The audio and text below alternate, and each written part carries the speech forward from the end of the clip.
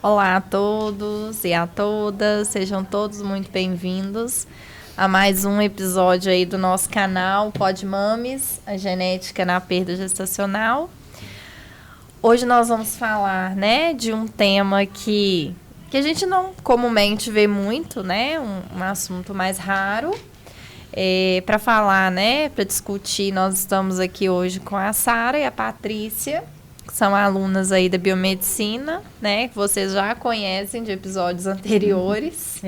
Elas estão aqui, né, na produção de roteiro, nos bastidores e aqui nas gravações com a gente, né? Isso. Bom, hoje a gente vai falar um pouquinho sobre, a Aline falou, um assunto um pouco mais técnico, né? A gente vai conhecer um pouquinho sobre a monossomia do X, né? O que ela é, e a síndrome de Turner. Talvez algumas pessoas já tenham ouvido, né, pelo nome. E aí, para entender um pouquinho essa relação entre a monossomia do X, né, e a síndrome de Turner, a gente tem que entender o que é essa monossomia do X. E aí, para isso, a gente lembra lá atrás, né, da biologia, do como que é composto, né, nosso corpo, nosso organismo, questões cromossômicas, como que é composto. E aí, a gente sabe que o corpo ele tem 46 cromossomos, né, a gente fala dos 23 pares, sendo os 44 cromossomos autossômicos e os 2 sexuais. O famoso meninas XX, meninos XY, né, quando a gente fala dessa questão do sexo genético. E aí, o que acontece na monossomia do X é quando a gente tem a ausência de um desses cromossomos, né, no nosso cariótipo. Então, em vez da gente ser, no meu caso, por exemplo, que é 46XX, você tem um cariótipo 45X, né? Então, tem um cromossomo a menos. Isso é o que a gente chama da monossomia do X. E essa monossomia do X, ela é a causa da síndrome, que a gente conhece como síndrome de Turner. E aí para a gente entender um pouquinho quais são as alterações, né, relacionadas com o cromossomo X, o que ele está relacionado. Pois é, o cromossomo X, ele se relaciona à fertilidade e à duração do período reprodutivo da mulher. Então, isso já, para a gente já adiantar, é um dos motivos pelo qual a síndrome de Turner está relacionada à mulher, né? Então, quando a gente fala de fertilidade e a duração do período reprodutivo da mulher, a gente não pode considerar todo o contexto reprodutivo da mulher. Uhum. Por exemplo, a gestação, a lactação, a menopausa, a amenorreia, que é a falta ou a cessação total da menstruação. Mas a gente tem que entender que essa síndrome, ela aparece em cerca de 3 a 4% das mulheres, sendo decorrente em funções endocrinológicas e em anomalias. Então, ela é voltada para a mulher. E os dois enfoques que a gente precisa considerar aqui é a fertilidade e a duração do período reprodutivo. Isso. A síndrome de Turner, né, ela tem várias características relacionadas com a fertilidade, a questão hormonal, né, a ausência aí de menstruação. Então, as meninas, né, como é uma síndrome exclusivamente de meninas, elas passam por muitas alterações, né, a níveis hormonais.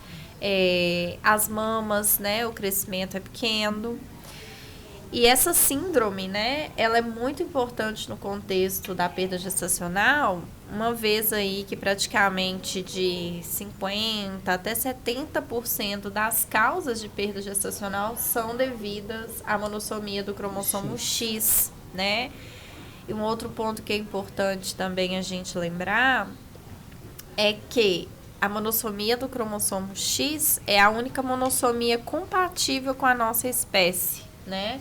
Não existe nenhum outro tipo de monossomia, por exemplo, o indivíduo que teria só uma cópia do cromossomo 2, essa gestação ela não é viável, é causa de aborto ali, né, bem no inicinho da gestação. Mas no X ela é... Mas no X é compatível mesmo com todas as alterações, né? Quando não tem um aborto até o terceiro trimestre, mês, ela se torna compatível. Ela se torna compatível. Em nascendo, ela carrega algumas deficiências, Sim. né? São muitas, mas não necessariamente o bebê nasce com todas elas. Não necessariamente. Senão seria uma aberração, Sim. né? Porque aí tem muita, a gente vai ver daqui a pouco, são muitas as deformações, deficiências, né? Vai depender uma muito. Delas, essa questão da mama é uma delas? Desculpa. Vai depender muito essa questão que você falou, né? Se não nascem com todas, depende muito também do estágio onde aconteceu esse erro, né? Então, se a gente tiver essa falta, né, do cromossomo desde lá do processo de gametogênese, né? Ou seja, da mãe e do pai. Então, aquele gameta, ou espermatozoide, ou óvulo, ele já vem sem aquele cromossomo sexual. Você tem lá, desde a primeira célula lá que vai gerar aquela criança, você já tem essa monossomia. Então, você vai ter, consequentemente, né, uma síndrome mais acentuada, né? Lembrando que a síndrome aí é única e exclusivamente sinais e sintomas, né? Para quem não está tão acostumado aí com a termologia de síndrome, às vezes a gente assusta, né? Fala síndrome é alguma coisa terrível. Não, é sinais e sintomas. Na área científica, médica, síndrome só significa isso. E aí você tem uma síndrome mais acentuada. Já quando é um erro na divisão, então na espermogênese aconteceu tudo certinho, na ovogênese aconteceu também, você tem ali uma célula principal inicial, né, a célula mãe com 46 cromossomos, está tudo certinho. E aí começaram as divisões, e aí no meio de uma divisão, por algum problema, você teve essa perda, né? Uma não disjunção, você teve essa perda. E aí, a partir dali, então você vai ter uma parte de células certinhas, com 46 cromossomos, e uma parte que vai começar a ter uma divisão já com aquele 45. Então, nesse ponto, você já tem uma síndrome menos acentuada, com menos sinais, menos sintomas. Provavelmente, quando ela acontece lá na ovogênese, é o fato de perder no terceiro mês. Sim. Porque uma pessoa, né, entre aspas, um feto, que, entre aspas, pessoas, né? Pessoa, não deixa de ser uma pessoa. Mas o feto, se ele carrega esse tanto de sintoma, é mais provavelmente complicado, ele vai ser abortado. Sim. E o outro que aconteceu ali na divisão, na não disjunção, ele provavelmente vai nascer, mas vai carregar alguns sintomas menores, né? Como a Sara disse. Porque são muitos sintomas. São muitos sintomas. São muitas disfunções. Um organismo não sobreviveria, né, com todas. Bagunça muita coisa, né? Você tem desde de perdas auditivas, algumas deficiências visuais, cognitivas. Você tem de tamanho, de estatura. É muito característico, né? O tamanho é um dos primeiros fatores, tanto que normalmente quem descobre a síndrome de Turner costuma ser os médicos tipo endocrinologista. Porque mais do que um geneticista num primeiro momento, ou aquela pessoa que está ali lidando, né? Um ginecologista está lidando com a gravidez. Porque na hora que a criança, né, a menina não cresce, tem uma baixa estatura. Vão vasculhar, né? Vão vasculhar. Muitas vezes vem muito associado à deficiência hormonal. Então, você tem a menarca, né? A primeira menstruação, ela não acontece, às vezes, antes dos 16 anos. Você precisa de reposição hormonal. Então, a menina já está ali com seus 15, 16 anos. Está extremamente baixa. E a gente fala a altura, assim, abaixo de 1,50. Então, a criança está muito baixinha, não começou a desenvolver. Geralmente, acho que elas têm 25 centímetros menos que uma criança normal. Uma criança normal. Não então, tem tá na cara, né? Fica na cara. Ela não desenvolve o corpo. A gente peito fala... de pombo. Peito de pombo mais largo. A gente fala assim, nós mulheres, né? Quando a gente chega na nossa puberdade, o nosso corpo começa a mudar. A gente começa a ficar com aquele corpo, né, estrutural, o violão, né? O famoso violão. E essas crianças, elas não ficam. Não. Então, ela tem muito problema de tireoide também, né? Porque o pescoço alado, fica grande. É uma característica, né? Sim. E aí, muitas vezes, as mães e os pais levam no endócrino para ver alguma questão hormonal e aí, através... Aí entram com o hormônio do crescimento, aí pode atrapalhar um tanto de coisa, né? Porque aí você só vai diagnosticar de fato, né, com o cariótipo, que a gente já falou, né? Aquela fotinha lá dos cromossomos. Caro, não é? Ele é caro, mas em comparação com outros exames genéticos, não tão caro. Tá tanto, então é possível fazer, Tanto né? que ele é um dos primeiros exames de triagem que é feito. O SUS cobre cariótipo, né? Que ótimo. Na suspeita de é um síndrome. avanço, né, para nossa saúde. Então é uma saída, né, para essa resposta. Sim. Mas apesar de que é tudo... Fica muito claro, né? Porque a estrutura física entrega, né? E entre os problemas também, fora esses que a gente falou, né? São porque visuais. Dá muito problema cardíaco também. Renal. Então, a criança, por mais que seja uma síndrome que é compatível à vida, em sua maioria, né, ainda mais hoje com o avanço, né, da tecnologia da medicina, você consegue levar uma vida ela carrega tranquila, muitos problemas orgânicos, né, que vão, né, prejudicar. Então, essa parte renal, essa parte cardíaca pode, né, gerar uma cascata de problemas aí na criança, na adolescente, né, na mulher, que ela vai carregar isso ao longo da vida, né? Vai ser uma questão. Ela vai ter deficiência auditiva, hipertensão arterial, osteoporose, né? Porque até o próprio tamanho, a deficiência do crescimento, né? Obesidade, Sim. Distúrbio visual, intolerância à glicose. Então, é muita coisa. Aí a questão entra na questão cognitiva também. Que também é. Que é muito interessante isso, que ela transcende, né? Ela transcende o orgânico, o físico, e vai para o emocional, né? E para o mental. Isso. Porque além tem o problema de cognitivo, que é de aprendizagem, de relacionamento interpessoal, que já começa a entrar nas psicossociais. E geralmente essas meninas... elas têm... elas são agressivas e têm problema de convivência, problemas emocionais. Sim. É muito óbvio, muito claro para entender hormônio, isso, né? Hormônio e a própria figura dela e o sofrimento que ela deve ter. Ela tem muita irritabilidade. Muito. E o que é engraçado é que esses sintomas, eles são muito similares com outras síndromes. Por exemplo, síndrome de Klinefelter, que é quando é aquela que eles ficam...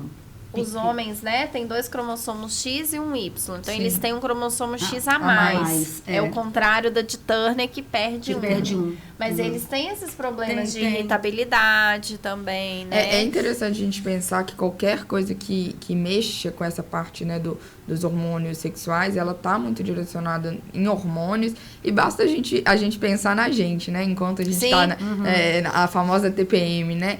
A gente sabe que é uma bomba de hormônios que a mulher passa, é uma desregulação completa, e a gente fica, né? Claro que tem pessoas que ficam mais, tem pessoas que ficam menos, mas a gente vê essa mudança de comportamento. A hora você tá chorando, a hora você tá rindo, a hora você tá irritado, a hora você quer matar alguém. E no oposto à menopausa, né? Exato. Então, você pensa que a gente, né, que tem nosso organismo ali funcionando de uma maneira muito fisiológica, ok, tá tudo certo, a gente já tem essas alterações e é complicado pra gente, psicologicamente falando, a gente controlar essas... A gente não controla, né? Tá fora do nosso controle. Não. Então, imagina uma menina, né? Um ser vivo que nasceu já fisiologicamente com isso errado, né? Já tem um desbalanço, já tem toda uma questão hormonal ali que tá fora do controle dela 24 horas por dia, todos os dias da vida. Então, mexe muito com a estrutura psicológica, né? Além de todos esses fatores físicos que a gente falou, mexe muito com o psicológico. É interessante, porque eu gosto muito de ir para o campo emocional, porque muitos profissionais não levam isso em consideração. Sim.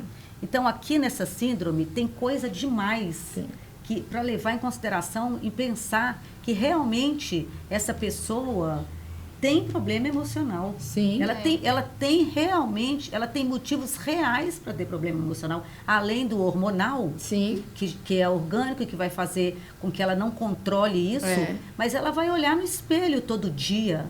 As pessoas vão encontrar com ela, vão olhar que ela é diferente.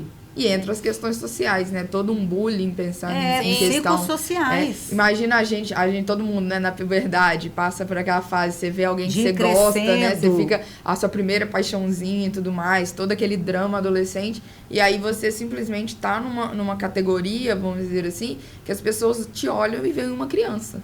Porque externamente, fisicamente, você é uma criança. E uma criança estranha. Uma criança estranha, porque não é só uma criança bonitinha que criança, né? Tá com carinho de novinha, não. As anomalias físicas, né? As são chamativas. Características são chamativas. Então, isso carrega um contexto por mais que o mundo hoje pregue a igualdade, essa criança não é igual. Não é. Né? Ela não é igual. E ela não se sente igual. Não se sente Porque igual. se ela se sentisse, o problema estava resolvido. Porque provavelmente, eu não estou falando, né? Mas provavelmente ela não se sente igual, ela vê que ela não é igual. Né? E isso envolve a questão familiar, porque todo o entorno dela, essa família também tem que ser estruturada para saber lidar com as necessidades, né?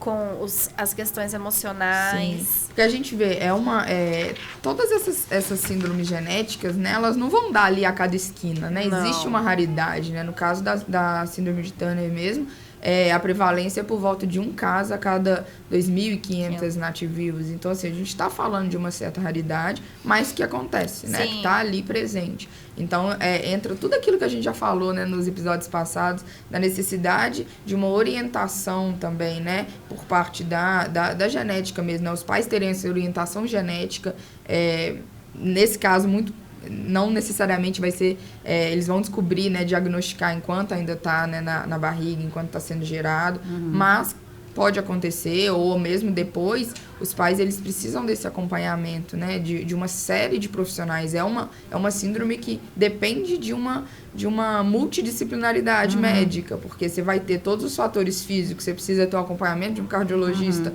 um acompanhamento de um endócrino, você vai ter que ter, com certeza, ali um acompanhamento psicológico, psiquiátrico. Então, assim, é multifatorial mesmo. Multifatorial. E a família e todo mundo ao entorno tem que estar junto nisso, né? Preparado. Para dar suporte, né? Porque é Tem. suporte.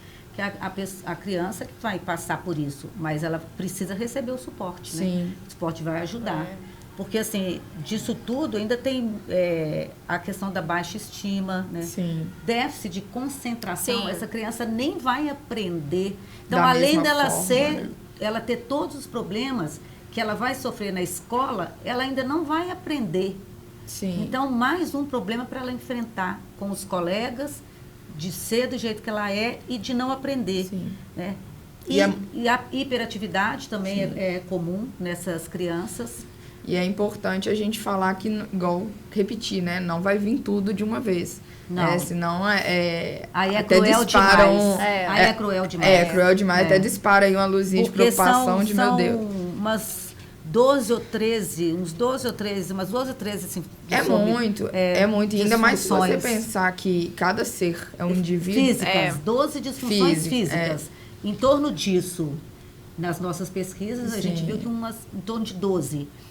Sem pensar nas orgânicas. Nas psicológicas são ao longo da vida, por conta do que aquela criança é exposta, né? Então, assim, deve ser quase 30 muita disfuncionalidades para uma pessoa só. É muita A coisa. gente enfrenta uma doença, a gente já desequilibra totalmente. E ainda assim é interessante pensar que é uma síndrome que é compatível com a vida. A gente traz, né? Claro que tem todas as suas limitações, mas você tem meninas hoje que possuem a síndrome de Turner, levam uma vida dentro do possível, uma vida normal.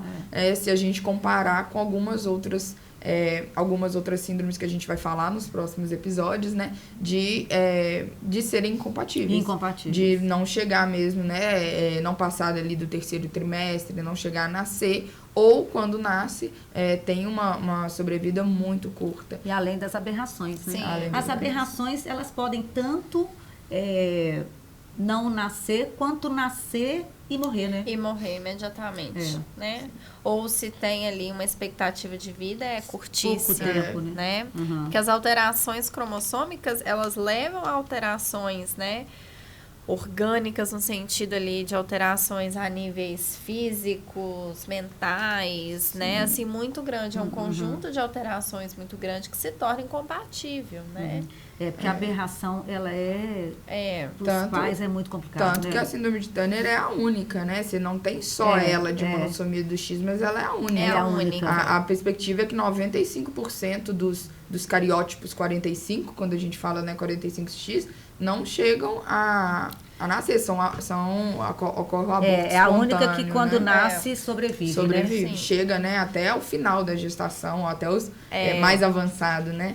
Então é uma síndrome aí que a gente está tratando de uma síndrome rara, que tem todas as suas complicações, né, pós-vida, mas que é uma síndrome compatível à vida. Existem, né, e a ciência tem evoluído cada vez mais para poder aumentar essa sobrevida, né, para que esses problemas cardíacos, renais, auditivos, da tireoide, tudo isso, né, que pode vir junto com essa síndrome, possam ser atenuados e que essa criança possa, né, viver uma vida mais saudável possível, mais tranquila possível.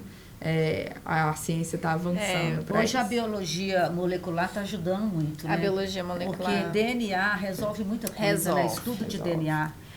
assim, fugindo um pouco do nosso tema, hoje casos de crime, casos assim, que não tinha jeito de solução, pessoas inocentes serem presas por muitos anos, a biologia molecular está resolvendo. Então, nesse caso aqui, ela entra de cabeça. Tudo, né? De cabeça. É o diagnóstico. É o você não consegue. diagnóstico. É tão importante que está no SUS, né? Sim. O SUS e hoje as agências aí suplementares, né? Como os convênios, já cobrem vários exames. Sim. O cariótipo, que é o exame, assim, o carro-chefe da triagem, né? Ele a pessoa consegue gratuito. É uma evolução da biologia, é uma evolução do sistema, né? Sim, um diferencial aqui, né? Do nosso sistema de saúde. Porque na minha época nem se sonhava nem se isso. Sabia. Não. E também não tinha informações, uma né? Coisa, não, de poder ter essa possibilidade de ter o SUS, né? Porque a gente pensava de forma muito diferente do que tem que pensar sobre o sistema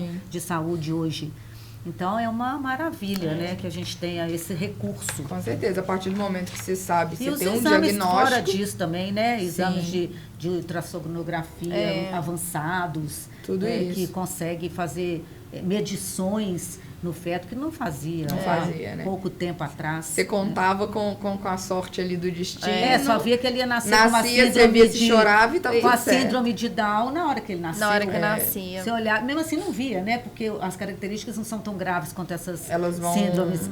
Vão se acentuando. Você não via que ele tinha síndrome de Down. Com o tempo, você ia percebendo que o filho tem Down. E hoje em dia, você consegue fazer aí com uma coleta de sangue, né? Então, graças a Deus. É muito bom, né?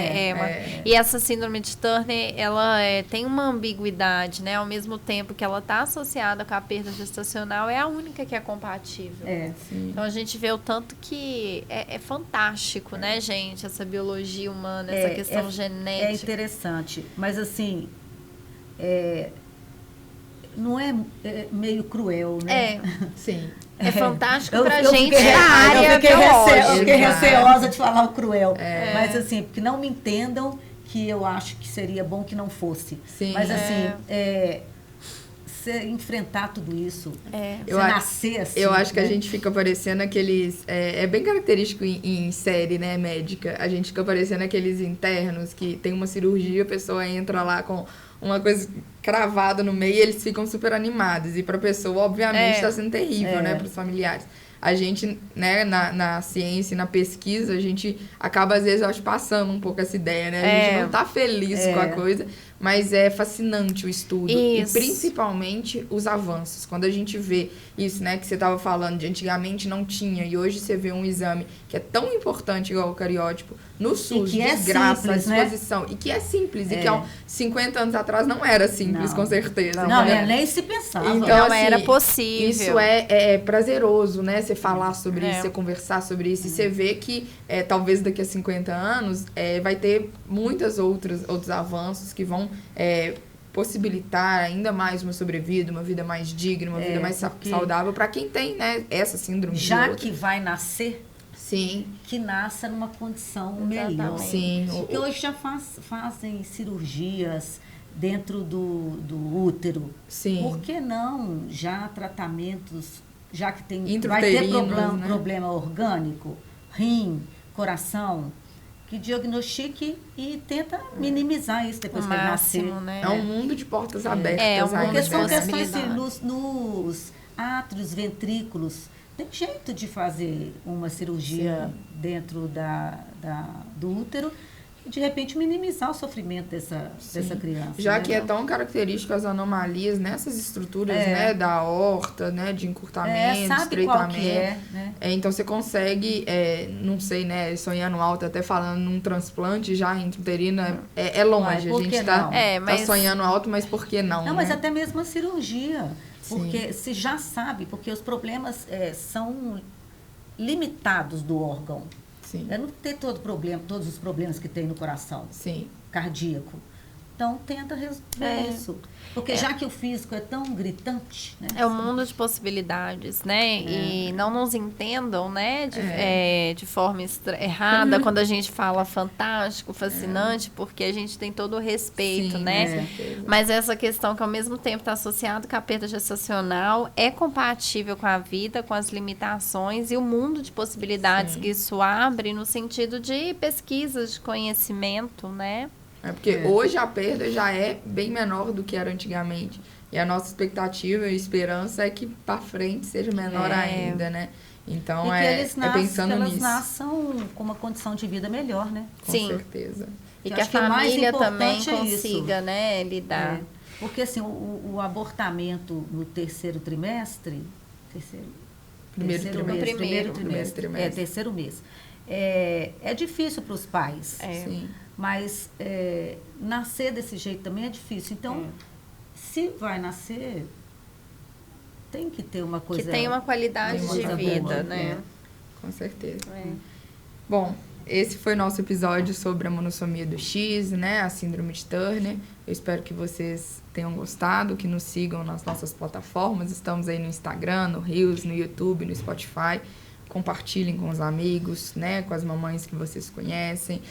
Com todo mundo que vai ter interesse nesse assunto, que queira aprender um pouquinho mais. A gente sabe que a genética aí, existe um mito aí por trás da genética que é difícil, que é impossível, que é coisa de filme, mas a gente está aqui para descomplicar ela um pouquinho, tornar ela mais legal, um assunto do dia a dia. Mais leve, mais né? Mais leve. E que sirva aí de informação e conscientização. Que não assustem, né? Nossa. Quando seu filho está com uma síndrome... Não é o fim do mundo. Não é o fim do mundo. E nos próximos episódios a gente vai falar um pouquinho sobre trissomias e entender um pouquinho o que é isso. Até o mais. próximo. Até.